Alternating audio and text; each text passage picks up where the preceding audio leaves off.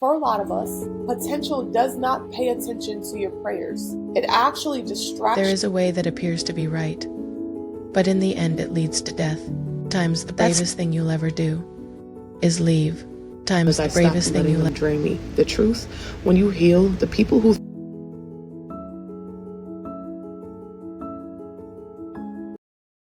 You know what's wild? I spent years thinking that I was too hard to love. Like, my whole entire childhood, I'm getting this message that I'm too much, too loud, too needy, too present. And so I learned very quickly how to shrink, how to be quiet, and how not to ask for anything. I even learned how to read rooms before I ever even entered them. And I thought that I was being smart, protecting myself, making myself become smaller. But what I was really doing, I was learning how to abandon myself so that other people wouldn't have to. I was making it easier for them to stay by making it harder for myself to exist. And the one thing that still messes me up to this day when I look back, I didn't even know that I was doing it. I thought that was love. I thought that was loyalty, and I thought that was what good girls did.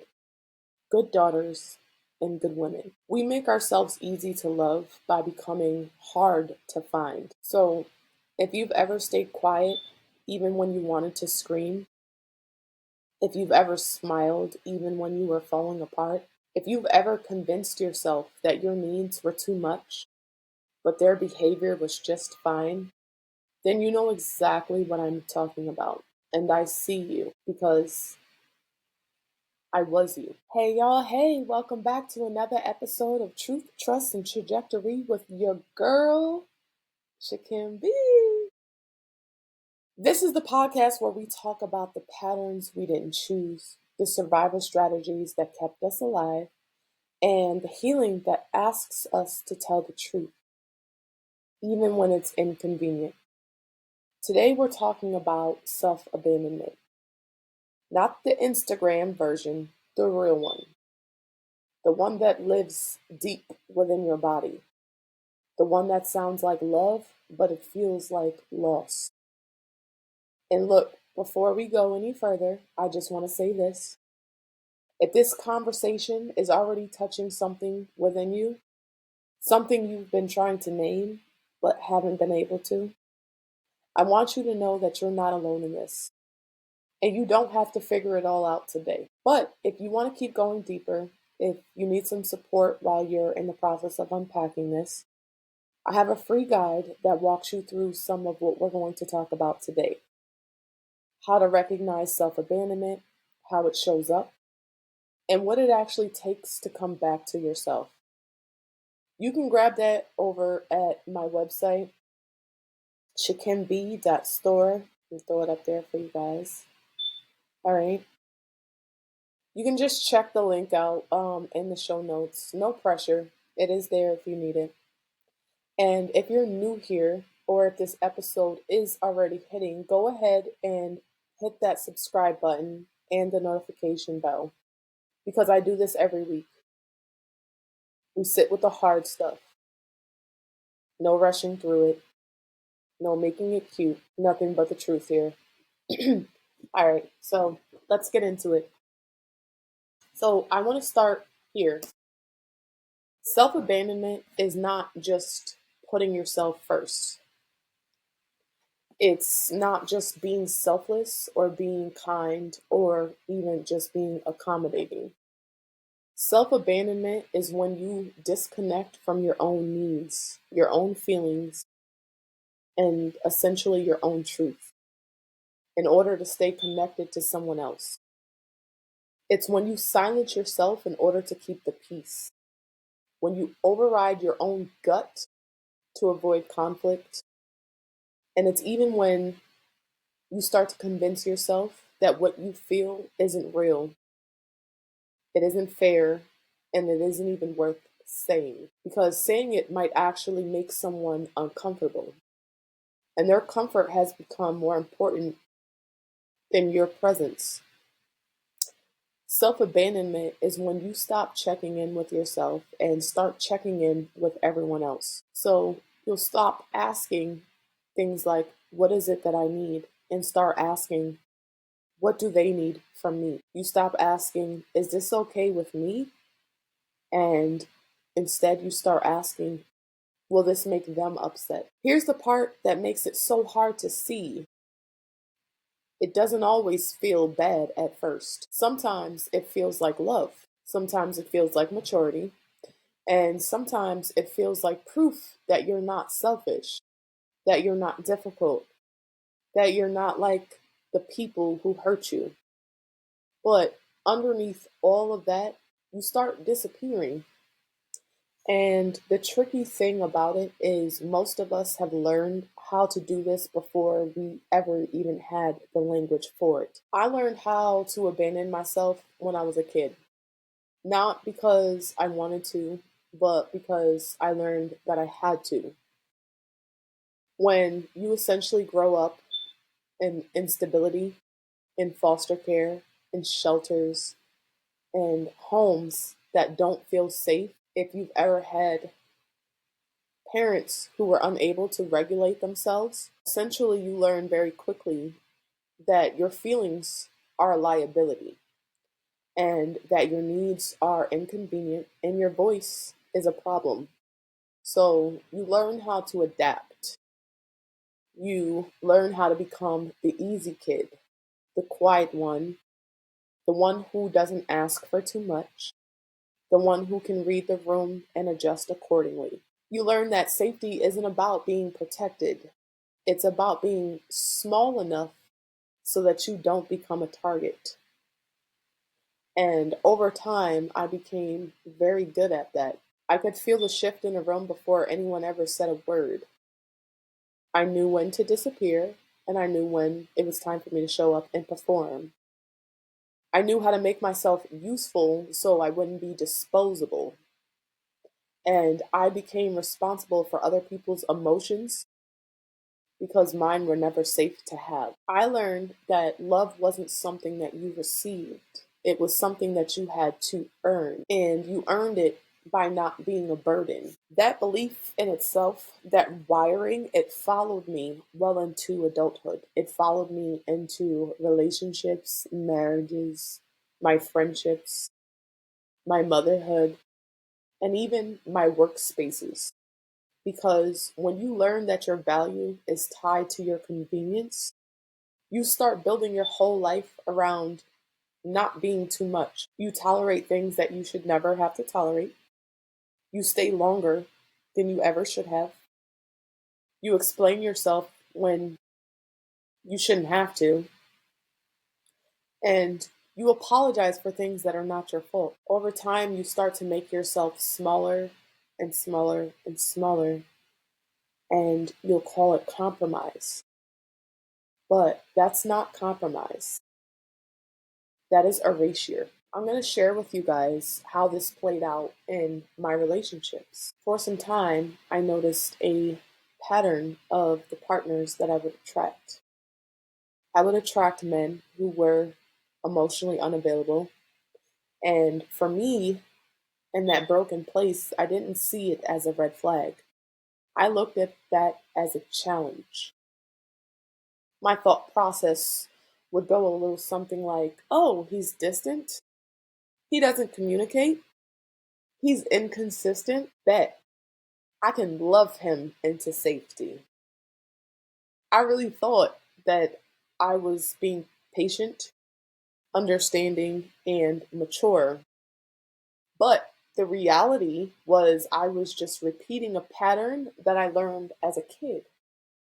I was trying to earn someone's presence by managing their emotions, anticipating their needs, and never asking for too much in return. I learned to shut down my own feelings because I didn't want to be too emotional. It led me to doing things like accepting breadcrumbs and trying to redefine those breadcrumbs as effort, ignoring my gut when it was screaming at me because I didn't want to seem insecure or untrusting or even damaged.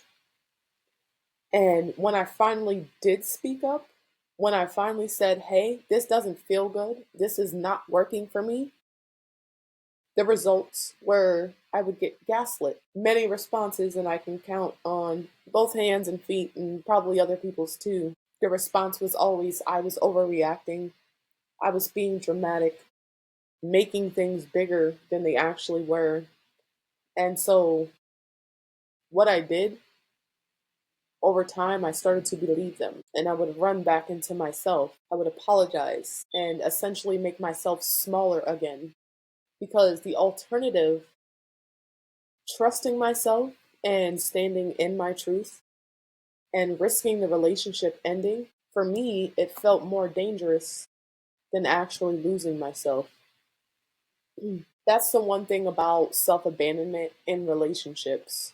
It makes you think that keeping the relationship is the same exact thing as keeping yourself.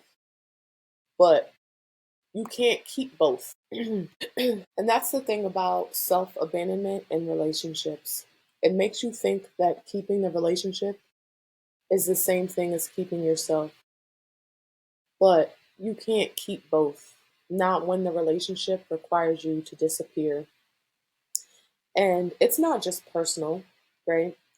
Self abandonment gets baked into us by systems, family systems that tell little girls to be nice, be quiet, don't make waves, religious systems that teach women their role is to submit, to serve, and to sacrifice, cultural systems that romanticize struggle and call it strength, foster care systems that move you around so much you stop forming attachments because attachments start to hurt. Patriarchy, capitalism, white supremacy, all of it teaches marginalized people, especially Black women, that our needs don't matter as much as our productivity, our comfort, our capacity to endure. We are taught that boundaries are selfish, that rest is lazy, and speaking up is aggressive. We're also taught that needing support is weak. So we learn how to overfunction, how to overperform, how to prove our worth by how much we can carry, how much we can tolerate, and how little we require. So we are conditioned to become low maintenance by becoming highly betrayed. We betray our own needs, our own limits, our own truths, so we can fit into spaces that were never designed to hold us. And then we turn around and we wonder why we are exhausted, why we feel so resentful, and we wonder why we don't even know what we want anymore because we've spent so long asking everyone else what it is that they need, we forget that we want things too. But here's the thing that no one tells you. When you stop abandoning yourself, people will get weird. The same people who benefited from your silence will be uncomfortable with your voice. The same people who loved how easy you were will be confused by your boundaries. And the same people who praised you for being low drama, low maintenance, low expectation will call you difficult the moment that you start asking for the very things that you need. Because the version of you that didn't ask for much was easier to manage. The version of you that didn't speak up was easier to dismiss. And the version of you that prioritized their comfort over your own truth was easier to keep around. But that version of you was also not fully you. And when you start coming back to yourself, when you start saying no, when you start naming the things that don't feel good, when you actually start taking up space, it does this thing. It disrupts the dynamic. And disruption feels like betrayal to people who were comfortable with you disappearing. I've lost a lot of relationships because I stopped abandoning myself. Friendships that only worked when I was doing all of the emotional labor. Family members who only felt close to me when I was performing in a role. romantic partners who only wanted me when I was accommodating. And I'm not going to lie, it hurt. And sometimes it still hurts. But the thing that hurt the most was losing myself to keep people who were never really seeing me in the first place. That hurts way more.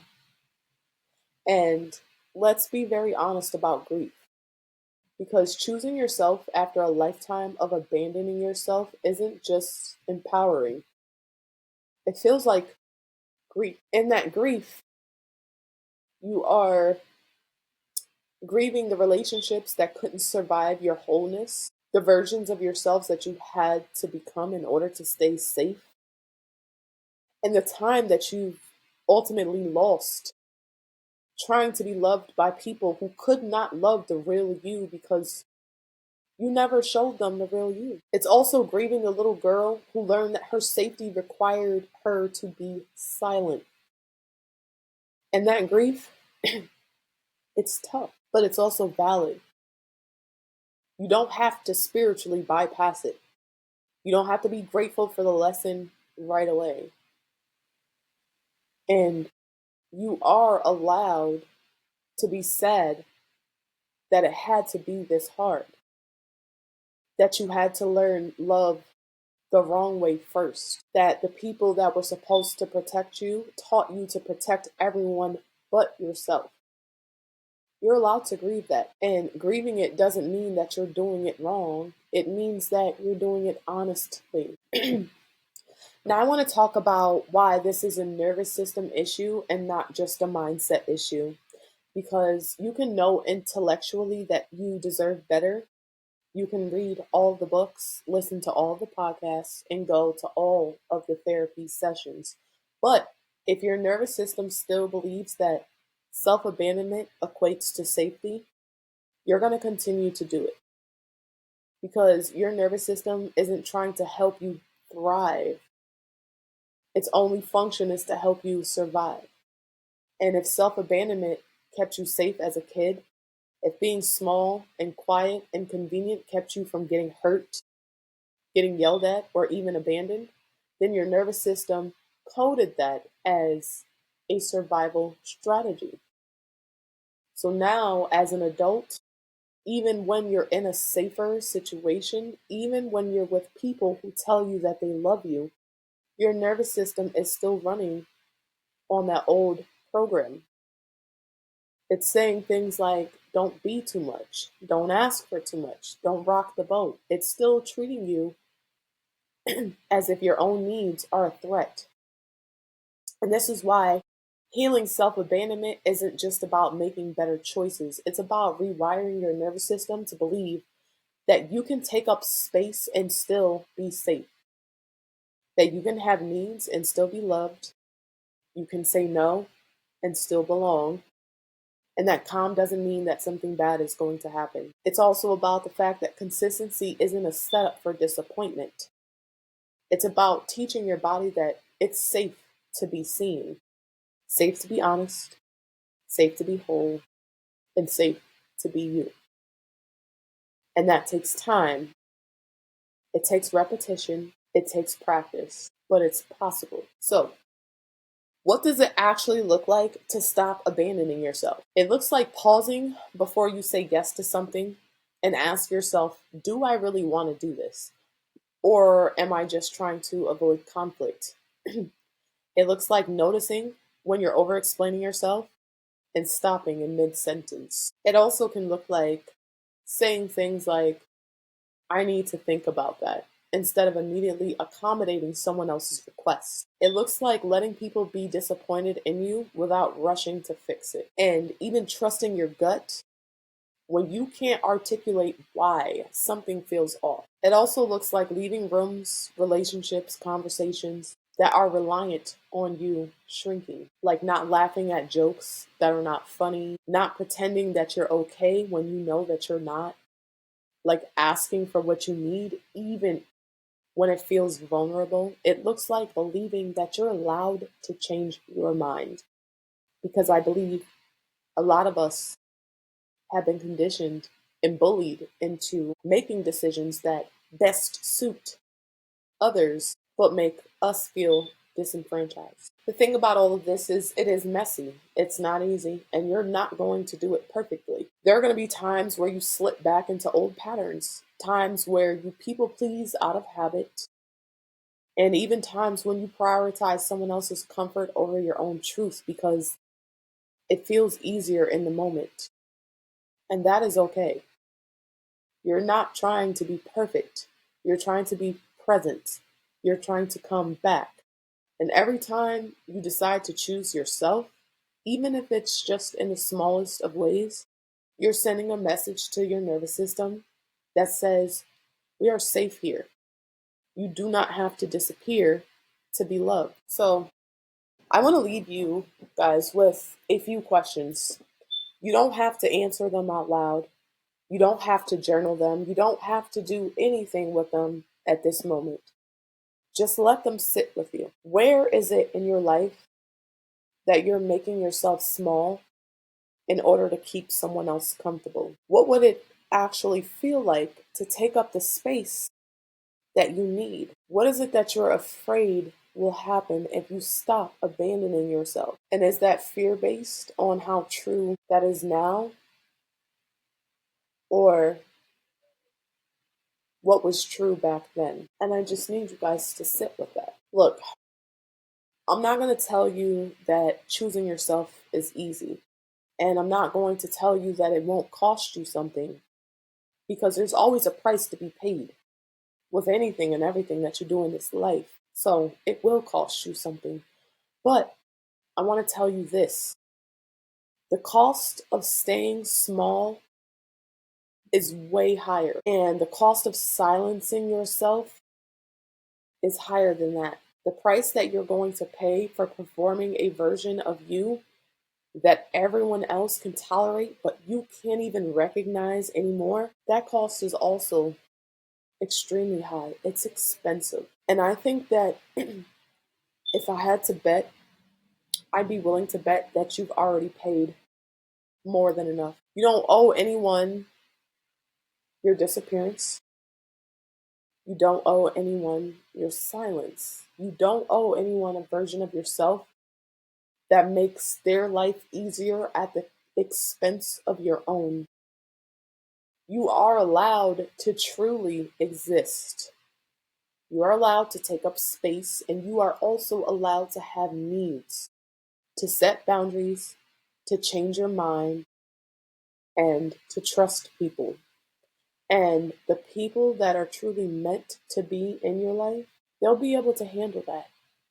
And the ones that can't, well, those were never your people to begin with. Now, if you're ready to keep going with this work, if you want support, and if you want tools, and if you're looking for something to guide you as you start coming back to yourself, I've got that free guide that I mentioned earlier.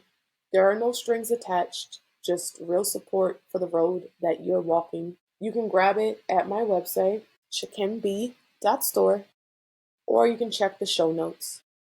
And if this episode resonated, if it touched something that you've been carrying, please do me a favor and share it with someone who needs to hear this message. Follow this podcast. Don't forget to hit the notification bell so you don't miss any more episodes. It helps to create more content consistently on a weekly basis. And leave me a review if you felt moved to do so. But most importantly, be gentle with yourself. You're not broken for learning how to survive. You're brave for learning how to come back. I will see you guys next week. Thank you for watching this episode on Truth, Trust, and Trajectory, where healing meets transformation. This has been your girl, Nchukym Bee. Okay, bye.